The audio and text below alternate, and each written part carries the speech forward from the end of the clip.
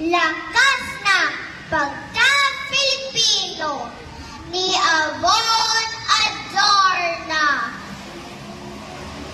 Ang wika ay apoy, nagbibigay init sa sanggol na hulog ng anghel sa langit.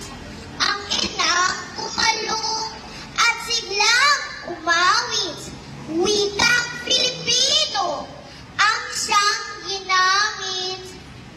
Ang wika ay tubig na nagpapaputi ng pusong may sala at bahid ng dumi.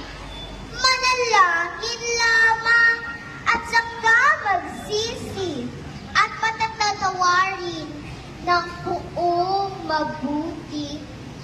Ang wika ay hangin, siyang bumubuhay sa patin na hinga ng kulturang patay. Ito'y nagbibigay ng siglang mahusay sa mga tradisyon at pagtatagumpay.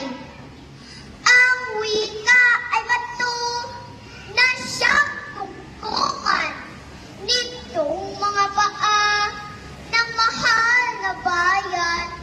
Wika ay sandigan nitong kasarilan sa mundo o burol, maging kapatagan. May alam ng apoy at lakas ng bato at inang ng tubig na wari ay ito. Wikang Filipino'y matatag na hukbo na lakas ng iyong pag